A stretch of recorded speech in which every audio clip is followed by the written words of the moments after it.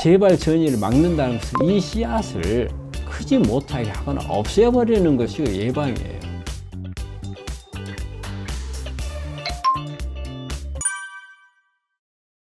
안녕하십니까. 나으라모원 원장 문창식입니다. 오늘 이 시간에도 유방암에 대해서 좀 알아보도록 하겠는데, 이제 명절이 얼마 안 남았네요. 특히 이제 우리 유방암 환자분들은 이게 이제 명절이 닥치면 이제 명절 때 할 일이 많잖아요. 근데 참 암이라는 병이 참 묘해요. 뭐 교통사고가 났다든지 아니면 어디 복통이 있다든지 해가지고 이렇게 입원해 있고 하는 분들이라든지 이런 분들은 아프다는 표시가 바로 나요. 근데 이 암이라는 병은 병 자체는 우리가 상당히 중한 병으로 보고 있는데 겉으로 보면은 아무 표시가 없어요. 그러다 보니까 우리 그 유방암 환자분들이 집에서 이렇게 명절 때 되면은 쉬고 있지를 못해요. 그리고 쉬고 있으면 뭐 와가지고 뭐 암이라는데 그냥 뭐 멀쩡하네 이렇게 보고 이제 다 나왔는데 뭐 일할 수 있지 뭐 이런 식으로 받아들이는 경우가 참 많아서 우리 환자분들한테 제가 하고 싶은 이야기는 어떻게 해서든지 명절 때 잘 피하시라. 일 많이 하지 마시고 내 몸은 내가 간수를 잘 하셔야 됩니다. 우리 유방암 환자들 주변에 있는 가족들은 잘 몰라요. 우리 환자분들이 잘 움직이고 하기 때문에 저 사람이 언제 암 환자라고 하는데 그냥 보면 멀쩡해. 그래서 건강한 사람 취급을 받는 경우가 참 많아요. 그렇지만 암은 절대 스트레스를 받아서도 안 되고 몸이 피곤해서도 안 되고 관리를 잘 하셔야 되는 거거든요. 그렇기 때문에 피할 수 있는 모든 방법을 동원해서 스트레스 안 받고 너무 고된 일을 하지 마시기를 바랍니다. 명절 잘 보내시기를 바라고 오늘 또 시작해 보겠습니다. 그 음식이 특히 이제 우리 명절 때 되면 이제 기름진 음식들이 많은데, 그리고 또 특히 명절 음식 보면 튀긴 종류를 많이 해요. 뭐 고기전이 뭐 생선 튀김이 참 그 기름을 이용한 이런 요리들이 많은데 그런 부분들은 좀 피하셔야죠. 가장 안 좋은 게 우리 트란스 지방이잖아요. 트란스 지방이 많고, 그 다음에 이제 육고기들을 많이 사용을 하잖아요. 육고기들을 많이 사용하니까 그런 부분들도 피하고, 이게 새해 떡 있잖아요. 우리 이제 가래떡. 이 가래떡은 사실은 탄수화물 완전 농축된 거거든요. 이게 탄수화물 농도가 엄청 높기 때문에 당 지수가 엄청 높다고 봐야 돼요. 그래서 떡국 먹는다 해가지고 떡국 많이 드시지 말고 적당량, 우리가 새해를 맞이했으니까 떡국은 먹지만 떡국 맛 보는 정도로 끝나야지 너무 많이 드시는 거. 그것도 우리가 명절 되면 과식을 많이 하잖아요. 평소 때는 관리 잘 했어요. 근데 친척들도 오고 뭐 손자 뭐 손녀들 오고 그러면은 같이 얼싸덜싸해서 먹다 보면은 과식을 하게 돼요. 또 명절 때는 간식을 또 많이 하게 돼요. 뭐 중간에 과일이니 뭐 중간에 뭐 음식 만들어 놓은 거 먹고 또 밖에 나가서 뭐 차례 지내면서 먹고 이러다 보면은 과식하기 쉬운데, 이럴 때는 상당히 조심하셔야 돼요. 그래서 첫째는 기름진 음식 절대 안 되고요. 그 다음에 과식 하시지 말고, 그 다음에 탄수화물 이런 부분들은 피하시기 바랍니다. 암 환자분들이 오늘 이제 유방암이니까 유방암 환자를 주로 이야기를 할게요. 유방암 환자는 이제 어쨌든 이제 여성들이잖아요. 근데 우리나라 여성들은 명절 때 상당히 고되잖아요. 이 명절 지나고 나서 이혼율이 높아진다는 거잖아요. 그만큼 여성들이 업무적으로 일로도 많이 스트레스를 받고, 그 다음에 이제 또 가족들 간에 이렇게 오랜만에 모이면 이렇게 화목하게 좋은 경우도 있지만 그렇지 못하는 경우도 있어요. 그래서 모이다 보면 오히려 안 모임만 못하는 경우가 참 많이 있거든요. 그리고 또 우리 이렇게 암 환자분들 이렇게 보면 몇 년간 이렇게 보면서 느낀 게 뭐냐면, 명절 때 보면 우리 환자분들이 오히려 병원으로 오시는 분들이 많아요. 예전에는 명절이 입원하고 계시다가도 명절 되면은 명절 새로 가셨거든요. 근데 요즘에는 오히려 명절 때 들어오시는 분들이 많아져요. 그 이유를 가만히 생각해 보면 겉으로 보기에는 말짱하게 보이는 거예요. 그러다 보니까 가족들이 오면은 그냥 아무것도 안 하고 있으면 뭔가 좀 이상하죠. 그 가족들이 볼 때 저 사람 다 나온 것 같은데 안 핑계 대고 가만히 앉아있고 아무것도 안 한다, 이런 스트레스를 받는, 이 스트레스 부분이 하나 있어요. 스트레스, 이게 스트레스가 상당히 큰 것 같아요. 그리고 또 이렇게 좋은 분위기가 되면 좋은데 그렇지 못하는 경우도 있거든요. 뭐 가족들 간에 이게 암을 치료하다 보면은 소원해질 수 있는 부분들도 있고, 또 경제적으로 어려워졌던 부분 때문에 가족 간에 문제가 될 수도 있고, 여러 가지 문제점들이 이때 막 드러나는 경우가 있어요. 그리고 이제 과로하는 부분이 있죠. 과로. 일을 많이 하시게 되면 평소 때와 훨씬 일이 많잖아요. 뭐 며느리들이 일하다가 나중에는 이것 때문에 이혼까지 가는 이런 경우가 뭐 방송이나 이런 데서 나오는 거 보자면 얼마든지 우리 암 환자분들한테서 일어날 수 있는 일들이거든요. 그래서 이제 그런 부분들, 그 다음에 이제 음식 같은 것을 과식할 수 있는 이런 부분들에 문제가 있고, 요즘에는 여행 가시는 분들이 많아요. 명절 때 보면은 요즘에 명절 차례를 간단히 지내고 가는 분들도 있고, 아예 또 이런 분들도 있더라고요. 여행지 가서 차례를 지내는 분들도 있더라고요. 그래서 여행을 많이 가시는 분들이 있는데, 이게 이제 요번 같은 경우는 또 기한이 길잖아요. 길게 되면 멀리 외국으로 나가신 분들이 있어요. 그러기 때문에 시차 문제가 생기죠. 그 다음에 이제 비행기를 타고 가게 되면 이제 아주 높은 고도로 올라가서 이제 저압이, 압력이 떨어지는 상태가 됐을 때는 산소 부족이 올 수도 있고, 그 다음에 시차가 되면은 면역이 떨어지는 이런 부분에 대한 문제도 발생을 하거든요. 그래서 이런 부분들이 다 명절 때 우리 암 환자들한테는 마이너스 요인으로 작용할 수 있는 부분들이 되거든요. 이런 부분들을 좀 많이 고려해서 관리를 좀 잘 하셔야 될 겁니다. 그러니까 명절 때는 가능한 한 스트레스를 안 받아야 하니까, 만약에 이 명절 때 모여서 스트레스 받을 수 있는 상황이라면 저는 피하시는 게 좋겠다. 예를 들어서 뭐 고부간에 이렇게 갈등이 있었다. 그러면 모이면은 어떤 안 좋은 부분이 많이 있을 수 있겠다고 예상이 된다면 저는 안 가는 게 낫다고 생각을 해요. 그리고 가족들 간에 모이면은 더 기분이 좋고 화목한다고 그건 무조건 가야죠. 그래서 그런 스트레스 문제를 피할 수 있으면 가능한 한 피하는 게 낫고, 그리고 또 그 음식 같은 경우도 본인이 스스로 생각을 해서 내가 이번 명절 때는 어떻게 음식에 대한 관리를 해야 되겠다. 명절 때 보면은 가족들과 어울리다 보면은 막 리듬이 깨지는 경우가 있어요. 환자분들. 우리 환자분들 보면 아침에 몇 시에 일어나서 아침에 뭘 하고 다 시스템화해서 하고 있는 분들이 참 많거든요. 이게 명절 때 대부분 깨져요. 그리고 밤늦게까지 막 같이 이야기하고 놀다가, 아니면 우리 요즘에 보면은 뭐 고스톱도 많이 치잖아요. 막 이런 부분들을 하다가 보면 밤늦게 자게 되고 생활 패턴이 깨지는데, 그걸 깨지지 않게 그런 부분들을 좀 잘 하시고, 그리고 이제 음식 같은 거 어떤 음식을 먹을 것인가 이런 부분들에서도 상당히 조심을 좀 많이 하시고 그런 부분들을 주의를 하시면은 괜찮을 것 같아요. 암을 예방하는 방법이나 암에 걸려서 다시 이제 관해된 상태에서 다시 재발을 하거나 뭐 이제 전이가 이렇게 되는 것은, 저는 항상 이거는 암은 과학적 분석을 꼭 필요한 병이라고 생각을 해요. 그런 과학적 분석을 하지 않은 상태에서는, 일단 암에 안 걸린 사람들이 암에 걸렸을 때는 우리가 암 예방은 적극적으로 하는 사람들도 있겠지만 소홀히 하는 사람들도 있을 수 있어요. 하지만 일단 암에 한번 걸린 사람들이 어떤 재발이나 전이에 대해서 등한시하는 게 안타깝기도 하고 이해하기가 좀 어려운 부분이 있어요. 왜냐하면 일단은 암에 걸렸을 때 아주 이제 3기, 4기 이렇게 이제 좀 중한 상태로 하면 특히 관심이 많게 어떤 여러 가지 치료를 하고 온갖 방법을 동원하려고 노력을 하는데, 특히 어떤 영기암, 제자리암 이런 경우나 1기, 2기 암이었던 분들이 그런 경우가 많아요. 일단은 수술이나 항암 방사선을 끝나고 나면 이게 잘 나왔습니다, 이런 말을 한단 말이에요. 근데 우리 그런 용어에 대해서도 상당히 해야 되는 게, 잘 나았단 말은 좋아졌습니다, 이 말은 우리가 암을 가지고 있는 환자들은 일단 초기 끝나고 나서 절대 그거를 그대로 받아들여서는 안 됩니다. 지금 그 상태에서 관해된 상태라 그 말이지, 앞으로 재발 전이가 안 될 거라는 이야기는 아닙니다. 근데 우리 환자분들이 그렇게 받아들여요.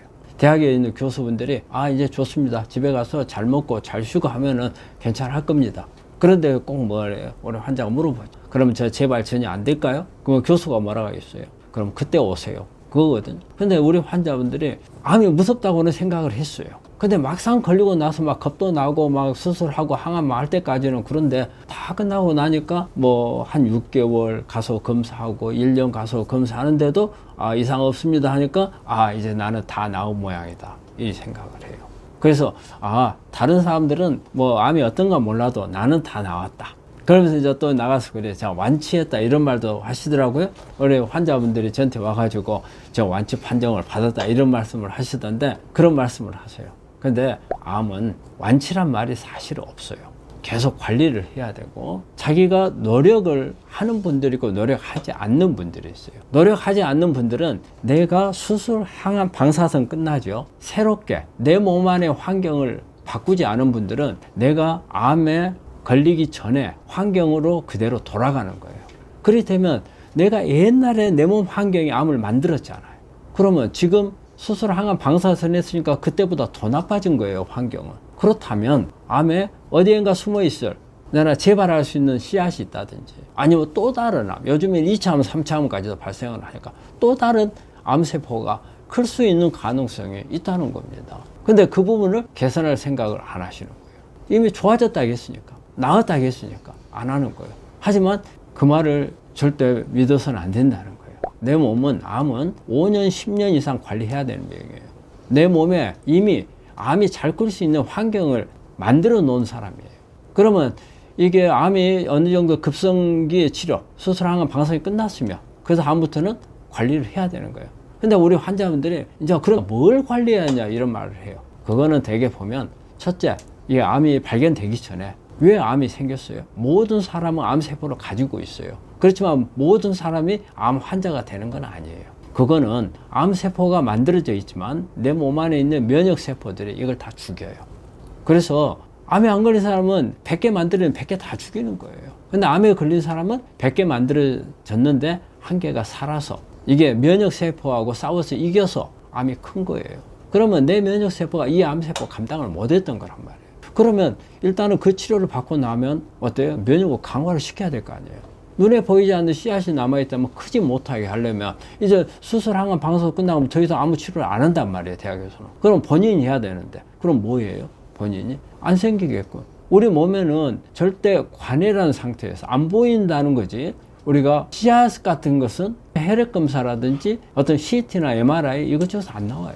그럼 이거는 보이질 않는 거기 때문에 알 수가 없어요. 그러면 일단은 우리가 재발 전이를 막는다는 것은 이 씨앗을 크지 못하게 하거나 없애버리는 것이 예방이에요. 그래서 이걸 할 수 있는 방법들을 찾아야 돼요. 그러면 면역을 강화를 해야 되겠죠.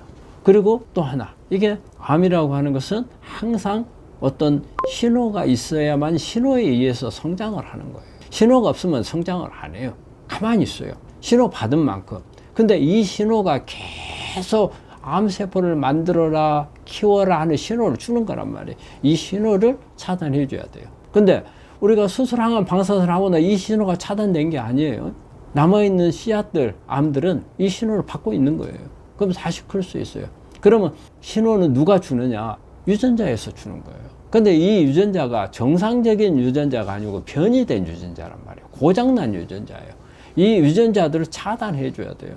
그래서 이 유전자들이, 어떤 유전자들이 내 거 변이가 와 있는가, 이거 검사가 되거든요. 요즘에는 NGS라고 해서 어떤 암에 대해서 전체적으로 유전자를 다 볼 수 있는 방법이 있어요. 그런 NGS라든지, 아니면 우리가 대학에서 수술하면서 조직을 떼가지고서 PCR하는 방법으로 몇 가지 유전자만 하는 거 있어요. 일단은 그거라도, 아니면 좀 더 적극적으로 하려면 NGS를 하시고, 그래서 어떤 유전자들이 문제가 있는가 해서 이걸 갖다가 차단해 줘야 돼요.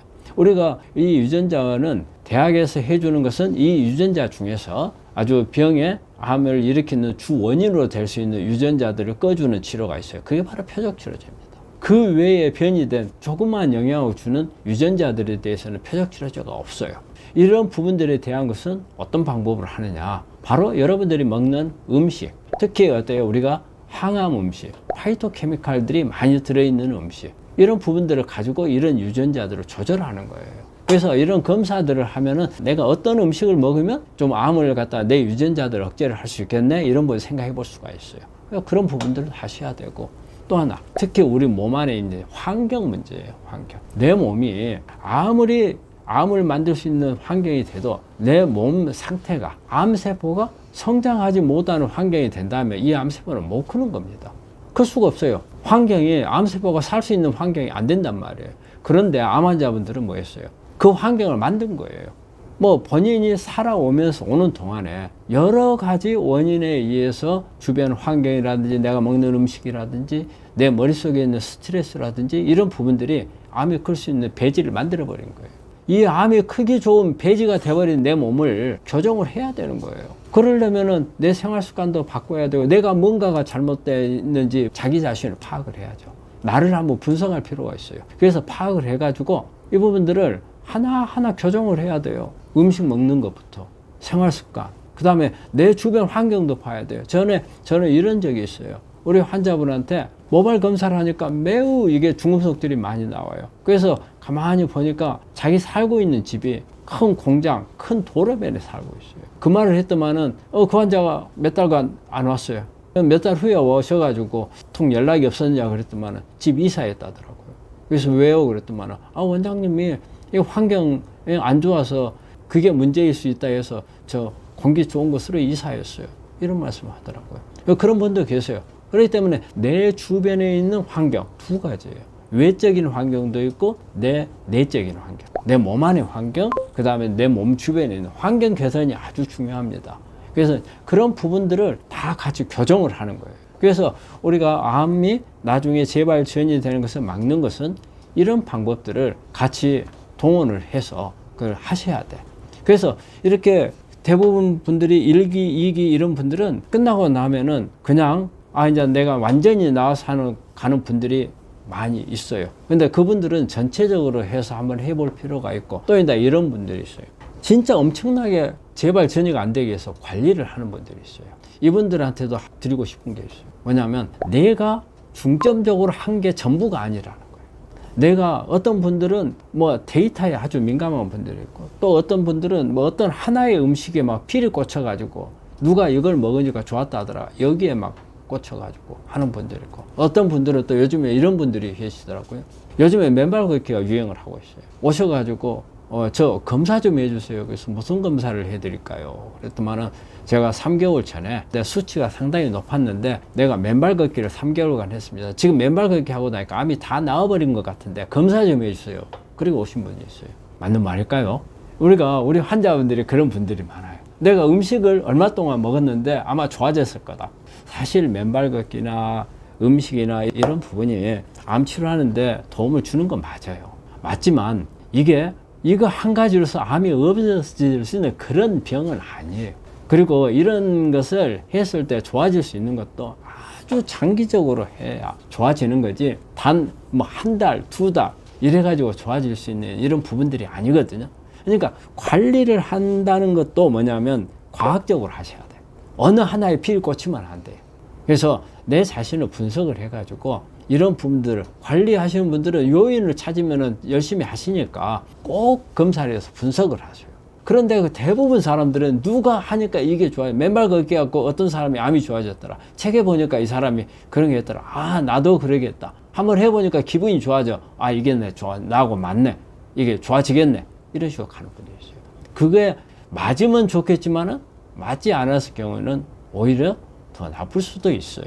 왜? 다른 것에 대해서 전념할 수 있는 시간을 허비하게 돼버리니까. 그래서 너무 이렇게 등한시하는 분들을 또 이렇게 관리하면 전체 분석이 필요하지만 관리하고 있는 분들도 다시 한번 생각을 해보셔야 돼요. 내가 잘하고 있는가? 내가 놓치고 있는 게 있는가? 그런 부분들 찾아야 되고 너무 민감한 부분들이 있어요. 모든 것을 철저하게 계산을 해가지고 그 다음에 검사 수치 하나 가지고도 막 스트레스를 받는 분들이 있어요. 저는 우리 환자분들 이렇게 진찰을 하러 올 때 제가 제일 두려워하는 우리 환자군이 있어요. 자기 임상 치료 자료를 전부 정리를 해가지고 엑셀 파일에다 정리해가지고 바인더로 만들어서 들고 와서 나한테 보여주는 분들. 그분들은 암 관리를 철저히 하신다고 본인은 생각할 거예요. 나는 이렇게 과학적으로 관리를 한다. 이렇게 생각하실 거예요. 그런데 거기에 꼭 들어가서는 안 될 부분이 하나 있어요. 이 부분에 대해서 너무 민감하시면 안 돼요. 이것 때문에 스트레스를 받아서는 안 돼요. 이걸 정리를 하시는 건 좋아요. 정리를 한 거 좋고 그 다음에 비교해 볼 수 있는 건데 대부분 이런 분들은 어떠냐면 검사인데 어느 A라는 검사가 전번에 10이었는데 갑자기 11로 올라갔어. 근데 이게 정상 범위 내야. 근데 10에서 11로 올라갔어. 잠 못 자요. 스트레스를 받아가지고. 왜 올라갔나? 왜 10에서 11로 올라갔을까? 내가 뭘 잘못했을까? 내가 뭘 잘못 먹었을까? 이거요. 정상 범위 내에서는 수치가 올라갔다 내려갔다 해요. 근데 이런 분들은 거기에 대해서 아주 민감해요. 그래서 저는 제일 두려워하는 분들이 자기 자료를 바인드에 넣어갖고 오는 분들이 제일 겁이 나요. 근데 왜 겁이 나느냐? 이런 분들 치료하기가 더 어려워요. 치료가 더 잘 안 됩니다. 우리가 체계적으로 하는 건 맞아요. 하지만 너무 여기에 어떤 내가 내 틀을 딱 만들어 놓고 그 안에다가 넣으려고 하시면 오히려 더 역효과가 날 수 있어요. 그래서 자료를 만드는 건 좋습니다. 하지만 내가 이 자료에 대해서 너무 맹신할 필요가 없고, 그 다음에 이 자료에 스트레스를 받아서는 안 돼요. 내가 만들었고 내가 스트레스를 받으면 내가 스스로 만든 것 자체가 내 암을 악화시키는 요인이 돼요. 그렇게 만들어 가지고 스트레스를 받을 것 같으면 만들지 마세요. 왜 만들어요? 근데 우리 환자분들이 이것 만드는 분들이 되게 소심한 성격인 분들이에요. 소심한 성격인 분들은 대담성이 별로 없으니까 스트레스를 잘 받아요. 그 스트레스가 내 면역을 떨쳐요. 이 바인더를 만들고 있는 동안에도 스트레스 때문에 면역이 떨어지거든요. 그래서 오히려 안 좋아요. 그리고 또 제가 이제 우리 환자분들 이런 이야기해요. 정리정돈 잘 하지 말라고 그래요. 정리정돈 잘 하라는 게 아니고 하지 말라는 거예요. 정리정돈 잘하는 사람들이요, 스트레스 되게 많아요. 정리가 안 돼 있으면 짜증이 나요. 스트레스를 받아요. 덜렁덜렁 해야 돼요. 제가 우리 환자분들하고 여기 상담하다 보면은 우리 가만히 앉아서 마주보고 있으면요, 이거 물건 하나 각을 맞추는 분들이 있어요. 저는 그게 제일 싫어요. 제가 흐트러 놔요. 근데 그분들은 또 각 또 맞춰요. 그래서 그렇게 이게 소심한 성격들, 약간 우리 강박관념처럼 이런 부분들이 있는 부분들도 아주 안 좋습니다. 그래서 암을 일단 앓고 난 후에 재발 전이를 이게 막는 방법에 있어서는 제가 부류를 3가지로 말씀을 드렸지만, 아주 등한시한 분, 그 다음에 이렇게 분석을 하지만 자기 틀에서 못 벗어나는 부분들, 그 다음에 너무 이제 또 하는 분들, 다 그렇게 좋은 건 아니거든요. 그러니까 어느 정도, 적절한 정도, 너무 등한시한 부분들은 좀 더 과학적인 분석이 필요하고, 또 내가 한 가지에 피를 꽂힌 분들은 다른 것도 있다는 걸 한번 생각을 해야 되고, 그 다음에 너무 소심한 분들은 너무 내가 소심한가 생각을 해봐야 돼. 그 다음에 정상 범위 내에 있는 데이터는 스트레스 절대 받지 마세요. 그래서 이런 부분들을 좀 고쳐야 될 거라고 생각합니다. 예전에는 그런 방법들이 많이 없었는데 요즘에는 많은 방법들이 있어요.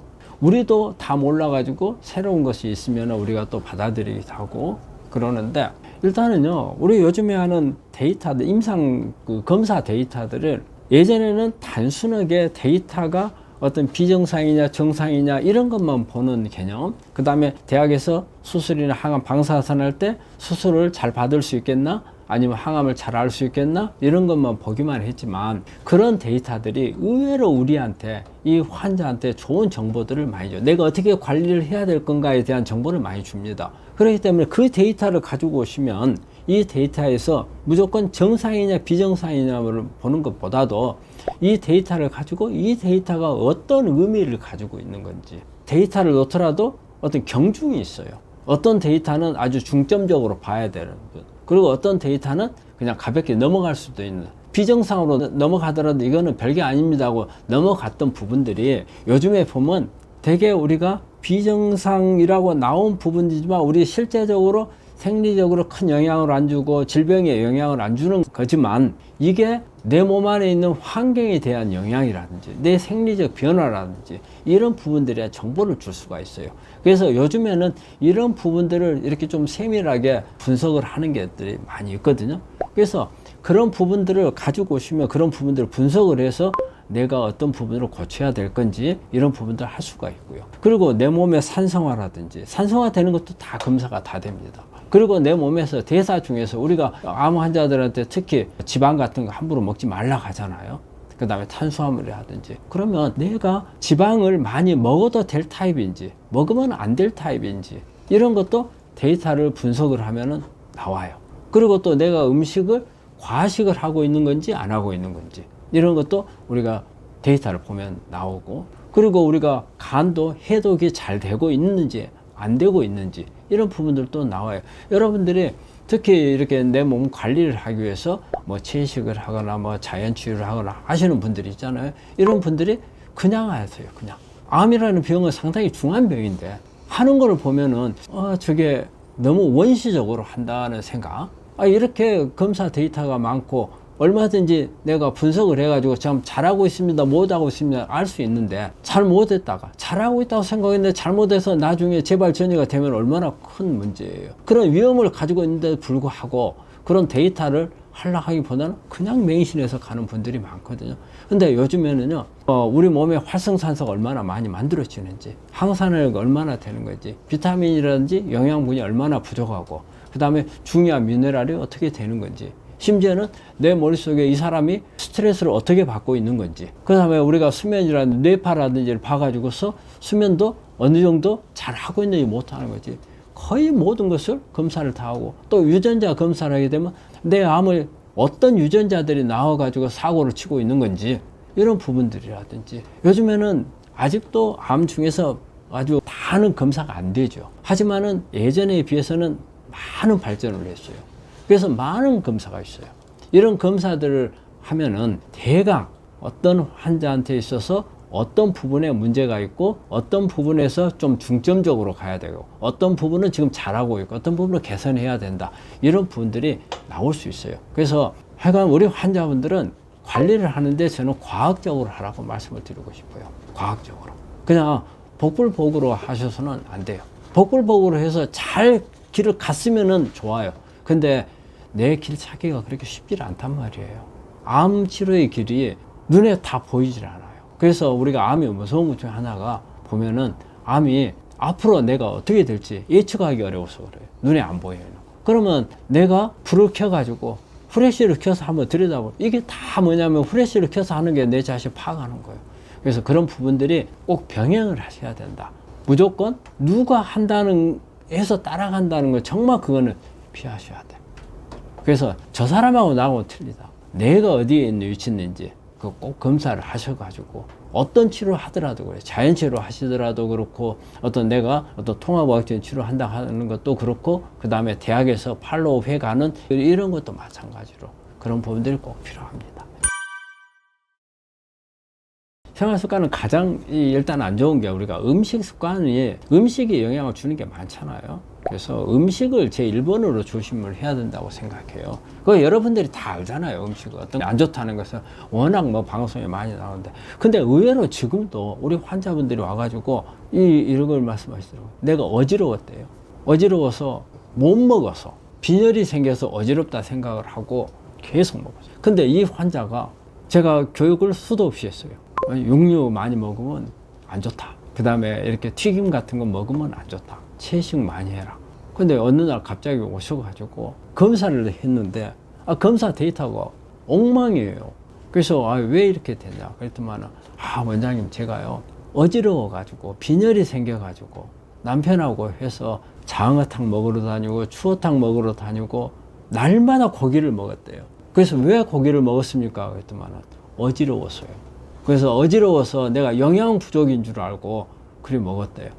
근데 우리 암 환자분들이 그 어지러운 부분에 대해서, 우리 정말 영양이 부족해갖고 어지러운 경우 잘 없습니다. 내가 식사를 못하면 그럴 수 있죠. 그렇지 않은 경우에는 암 환자분들이 자율신경실조증이 잘 옵니다. 자율신경실조증이라는 게 뭐냐면, 우리 자율신경에 교감신경하고 부교감신경이 있어요. 우리가 교감신경은 혈압을 높이는 역할을 해요. 부교감신경은 혈압을 낮춰요. 이게 균형을 하는 거예요. 그런데 우리 암 환자분들이 항암을 하거나 이런 방사선을 하거나 그 다음에 어떤 치료를 하는 동안에 이게 요 균형이 깨져요. 교감신경이 항진이 잘 되는 사람은 혈압이 올라가요. 그 다음에 부교감신경이 항진이 된 사람들은 혈압이 잘 떨어져요. 그래서 뭐 갑자기 있다가 일어나려는데 핑 돌고 이런 부분들이 있거든요. 그래서 그 쓰러지기도 하고 그래요. 근데 이게 음식을 못 먹어서 그런 게 아니에요. 그런데 우리 환자분들이 음식을 잘 먹어야 된다 이럴 때, 그래가지고 특히 고기를 먹는데 그런 부분들은 안 되는 거예요. 그래서 이렇게 어떤 내가 전이를 막는다든지 이런 부분들에서 음식을 어떻게 먹어야 되는 건지 그런 부분들을 잘 하셔야 돼. 그거는 여러분들이 자기 암에 대해서 관심이 어느 정도 있는 분들은 다 알고 있는데요. 트랜스지방 많이 먹지 마라, 튀긴 거 먹지 마라, 패스트푸드 많이 먹지 마라, 이런 부분들. 그래서 가능한 한 채식을 많이 하라 하잖아요. 그 다음에 이제 음식 다음에는 운동이에요. 운동은 우리가 운동이 좋다는 거 여러분들 모르는 사람이 아무도 없잖아요. 그런데 이제 어느 정도 운동을 해야 되는 건지 그런 거 잘 모르고, 사실 운동을 하는 주 목적은 저는 두 가지가 있다고. 하나는 면역을 끌어올리기 위한 목적이 하나 있고요. 또 하나는 근육을 강화시키기 위한 목적이 있어요. 면역을 높이기 위한다는 것은 여러분들이 다 잘 아실 거예요. 근데 근육을 높여야 되는 게 아마추어분들한테는 중요해요. 그래서 근육이 왜 중요하냐면요. 우리가 매일 먹는 음식이 우리가 누가 이제 제일 많이 나눠 먹겠어요? 한번 우리 환자분 그거 한번 생각해 보세요. 내가 먹었어. 아침밥을 먹었어. 아침밥을 먹으면 이걸 누구누구가 가져가요? 우리 몸에서 제일 많이 가져가는 게 근육하고 뇌하고가 제일 많이 가져가요. 그런데 암이 있는 분들은 암세포가 근육이나 뇌세포보다 더 빨리 가져가요. 그러면 일단은 빨리 가져가는 순서는 우리가 암세포가 제일 빨리 가져가요. 그런데 이제 전체 양으로 볼게요. 양으로 볼 때 누가 제일 많이 가져가겠어요? 근육이 제일 많이 가져갑니다. 뇌는 하루 종일 일정이에요. 가져가는 양이. 그러면 일단은 내가 먹는 음식을 이제 암세포하고 근육하고 싸우는 거예요. 근육이 적으면 암세포가 많이 가져간다고 봐야 돼요. 그러면 암세포가 못 가져가게 하려면 우리가 암세포는 영양 공급을 많이 안 해줘야 내 암이 좋아질 거 아니에요. 그러면 어때요? 근육을 길러야죠. 암을 앓고 있는 동안에 근육이 다 빠져버려요. 그러면 결과적으로는 내 몸은 근육이 별로 없으니까 밥 먹어도 내 몸에다가는 정상세포에는 별로 쓸 일이 없고 결국 암세포한테 다 주는 꼴이 되잖아요. 그러면 어떻게 해야 되겠어요? 악착같이 근육을 길러야죠. 그래서 근육을 기르는 방법들을 많이 생각을 하셔야 돼요. 저는 요즘에 우리 환자분들 근육을 어떻게 기를 것인가 그 부분에 대해서 지금 상당히 제가 관심이 많거든요. 그래서 그런 부분들을 시스템을 하려고 지금 하고 있는데 그렇게 근육을 그래서 운동이 중요하고요. 그 다음에 중요한 게 뭐예요? 스트레스예요. 스트레스가 어느 정도 이게 영향을 주느냐면요. 여러분들이 아마 암 환자분들은 다 겪어봤을 거예요. 암이라는 진단을 받았을 때 여러분들 충격 되게 많이 받았죠. 그러고 나면 암이라는 진단, 이 말 한마디 때문에 여러분들 체중이 한 6, 7kg는 그냥 빠집니다. 어디 뭐 근육 뜯어내고 뭐 뱃살 뜯어낸 것도 없어요. 근데 그 말 한마디에 살이 쭉 빠져버려요. 우리가 스트레스가 강도가 셀수록 에너지를 많이 쓰는 겁니다. 스트레스가 적으면은 우리 에너지 많이 안 써요. 근데 스트레스가 클수록 에너지를 갖다가 소모를 엄청 시키거든요. 그 스트레스를 감당하려니까 어떻게 우리 몸에 있는 지방도 꺼내가고 근육도 꺼내가고 다 꺼내가서 다 소모를 시켜야 돼. 그 스트레스를 감당하기 위해서요. 그만큼 스트레스가 우리 몸에 주는 영향이 커요. 또 하나 보면은요, 우리가 암 환자분들 상담을 할 때 스트레스를 체크를 합니다. 그럼 언제 스트레스를 체크하냐면 암이 발견되기 6개월에서 18개월 사이에 내가 견디지 못할 스트레스를 받은 적이 있는 겁니까? 아니면 뭐 만약 회사가 내가 운영하는 회사가 망했다고 엄청난 스트레스를 받을 거 아니에요. 또 아니면 어떤 누가 가족 중에 누가 뭐 사망을 했어. 그래서 거기에 대한 슬픔이 너무 깊었어. 또 아니면 또 뭐 부부간의 갈등이 있어서 뭐 이혼을 했어.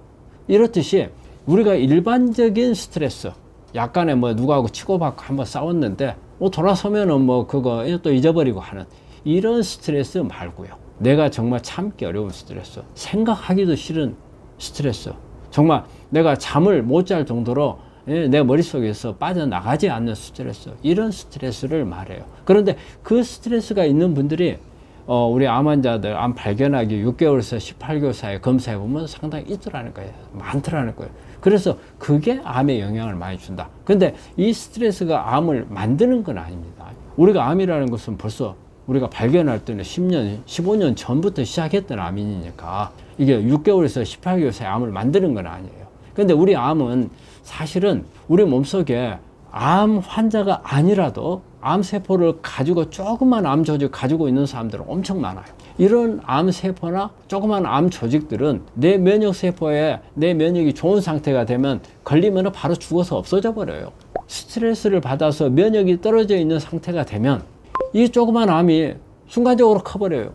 그래서 그 6개월에서 18개월 사이에 스트레스를 받고 나니까 얼마 안 있어가지고 암이 발견되는 거예요. 그러니까 우리가 이 환자분들이 있잖아요. 스트레스를 받아가지고 내가 암까지 내가 만들어버렸다 이러는데 만든 건 맞지만은 사실은 정말 제조한 건 아니에요.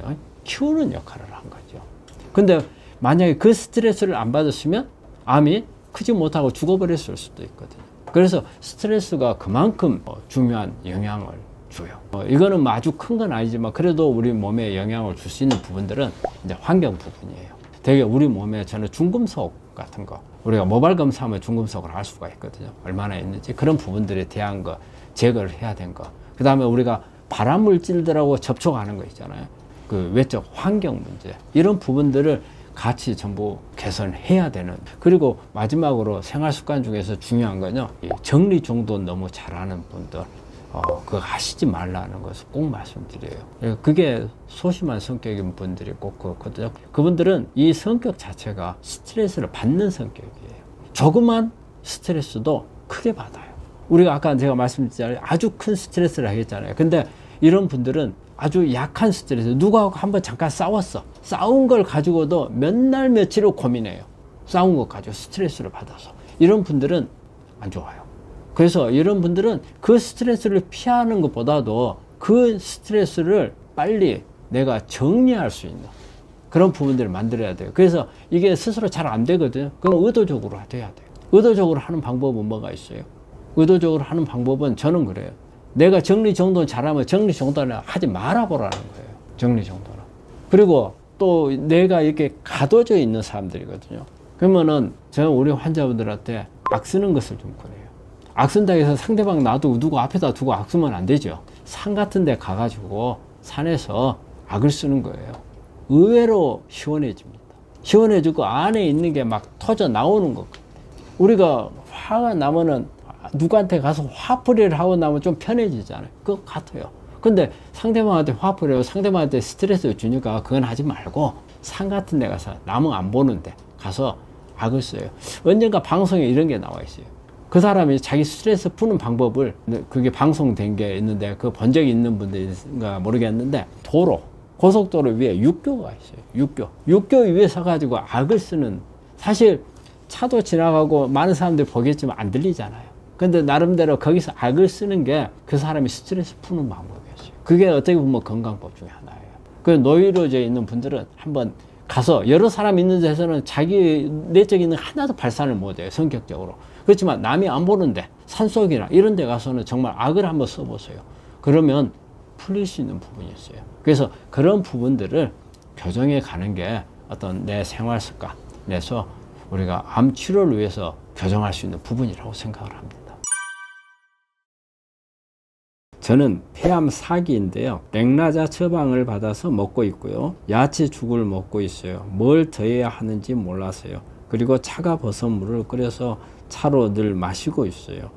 이분은 아마 폐암 4기 랭라자 처방을 받아서 먹고 계신다고 되어 있는데, 이게 표적치료제거든요. 그래서 이제 우리 폐암에는 표적치료제를 참 많이 써요. 근데 표적치료제가 항상 이 여러 가지 피부라든지 이런 부작용들이 많이 나오는 약이에요. 가볍게 넘어가는 분들도 있겠지만 상당히 힘들어하는 분들이 많거든요. 근데 이제 이분 같은 경우에는 암 자체가 사기니까, 암 자체가 심해서 힘든 건지 아니면 이 표적 치료제 때문에 그런 건지 이 내용만 가지고는 다는 알 수는 없는데요. 지금 아마 야채죽을 먹고 있고 한다면은 상당히 좀 힘들어 하시는 분인 것 같아요.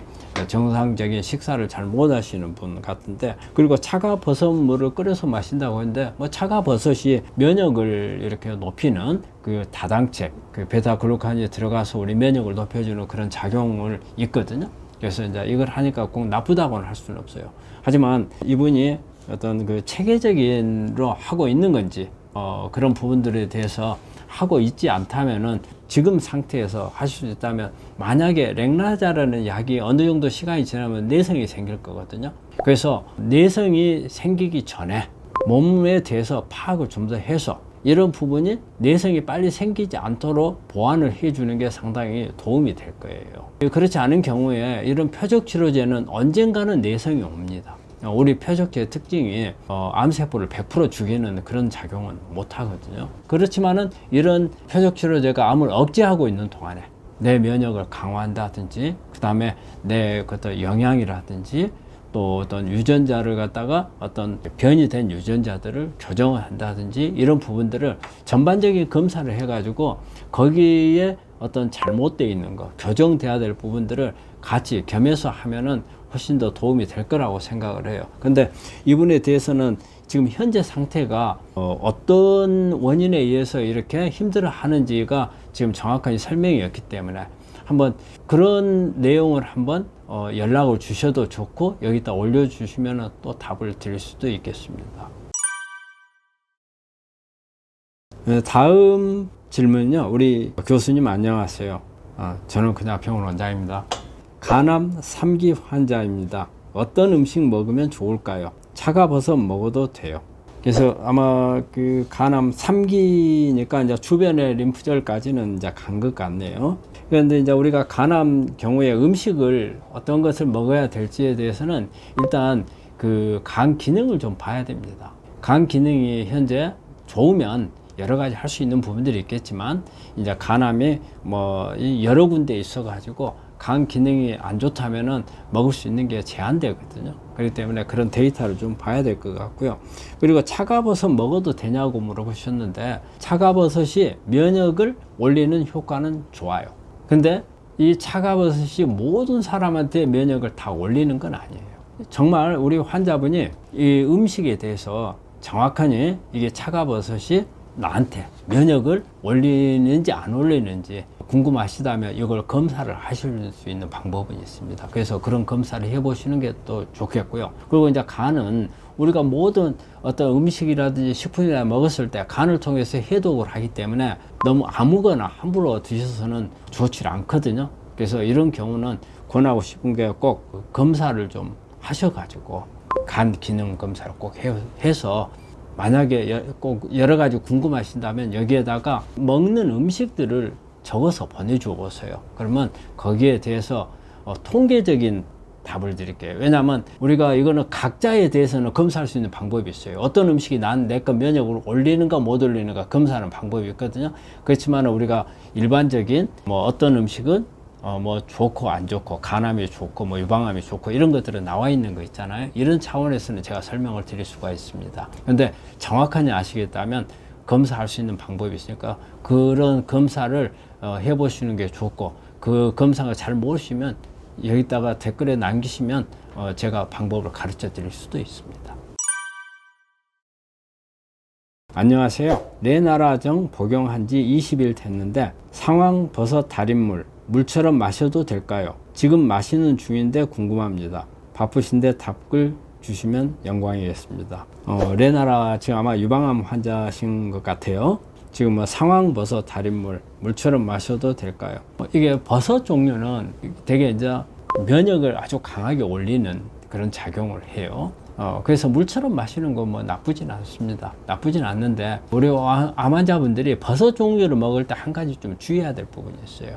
버섯이 면역을 강하다 보니까 가끔가다 자가 면역을 일으킬 수 있어요. 그래서 간 수치가 올라가는 경우가 있어요. 그래서 만약에 검사를 주기적으로 하시는 게 좋아요. 버섯 종류를 장기적으로 복용하시는 분들은. 그래서 간 수치가 올라가는가 올라가지 않는가를 확인을 하고 만약에 간 수치가 상승을 하면 잠깐 쉴 필요가 있습니다. 근데 꾸준히 검사를 해도 큰 변화가 없다. 그러면 그대로 하시는 게 좋고 그렇지만 이것도 버섯도 나한테 정말 맞는 건지 검사를 하셔가지고 하는 게 가장 좋은 방법이라고 생각을 합니다. 한국 사람들은 마늘을 많이 먹는데 암 발생률이 점점 올라갑니다. 우리 마늘이 항암 음식, 타임지가 선정한 항암 음식 제1번이죠. 근데 우리가 이 부분은 우리 환자분들이 꼭 알아야 될 부분이 있어요. 이 마늘이 모든 사람한테 효과가 있다고 생각하시면 안 돼요. 사람마다 다 체질이 다르잖아요. 그리고 이런 그 검사를 해보면 저희가 이게 이제 검사를 하거든요. 검사 100명을 했을 경우에 마늘이 아주 면역을 높이는 걸로 나오는 게 제가 볼 때는 60에서 70% 사이입니다. 그러면 되게 뭐냐면 10명을 했을 때 6명, 7명은 효과가 좋은데 3명, 4명은 효과가 없더라는 거예요. 그래서 우리가 마늘이라는 게 이렇게 좋기 때문에 무조건 다 좋은 거는 아니라는 것을 항상 우리 환자분들 염두에 두셔야 돼요. 마늘뿐이 아닙니다. 모든 음식이 다 그렇습니다. 예전에 뭐 가지를 먹어가지고서 암이 나왔다 해가지고 전국에 있는 가지가 한번 품귀된 적도 있었죠. 참 그 해프닝이었지만 가지가 모든 사람한테 좋은가? 그건 한번 생각을 해보셔야 돼요. 그래서 우리 환자분들이 이런 분을 많이 따라가요. 뭐가 좋다? 그러면 하는데 그래서 맹신할 필요는 없다는 거예요. 나한테 맞는지 안 맞는지 몰라요. 마늘 아까 내가 6명에서 7명이랬잖아요. 그러면 우리 지금 이거 보고 계신 마늘을 먹는 분이 있다면 내가 6명, 7명에서 포함이 될지 3명, 4명에 포함이 될지 어떻게 알 거예요. 그래서 어느 한 가지에 빠지면 안 돼요. 그래서 여기서도 뭐냐면 마늘을 먹는데 암 발생률이 점점 올라간다. 이 올라가는 것은 마늘 하나 때문에 이게 올라가고 저렇게 올라가고 그런 부분은 아니죠. 우리가 암에 영향을 줄 수 있는 인자 중에 하나죠. 하나지 이게 암을 갖다 이걸 먹으면은 다 암을 예방합니다. 우리 대한민국 사람 암 걸린 사람 한 명도 없잖아요. 그거는 그렇게 생각하시면 안 된다는 거죠. 수많은 영향을 줄 수 있는 것 중에 하나라는 거죠. 이렇게 우리 한국 사람들이 암 발생률이 높아지는 것은 여러 가지 원인이 있어요. 우리가 문화가 발달하면 할수록 우리가 발암물질하고 접촉이 많아집니다. 우리가 TV라든지 전자제품 많이 하면 전자파가 암을 일으킬 수 있는 영향을 주는 거잖아요. 그 다음에 심지어는 우리가 TV라든지 이런 데서 나오는 빛 자체가 어떻게 수면을 방해를 해요. 수면을 방해해가지고 암을 일으킬 수 있는 원인이 되는 거예요. 그리고 생활이 복잡해져요. 생활이 복잡해지는 것을 보면 스트레스가 많아지고 잠도 부족해지고 그 다음에 음식 습관도 나한테 맞는 음식을 먹을 수가 없잖아요. 밖에 나가서 회식을 하면 나보다는 다른 사람 입장에서 음식을 먹어야 될 경우도 있고 이런 모든 여러 가지 요소들이 많아지기 때문에 암이 올라가는 거지 마늘을 많이 먹는데도 왜 암이 올라가느냐 그거는 아마 조금 개념이 좀 다시 한번 생각해야 될 부분이 아닌가.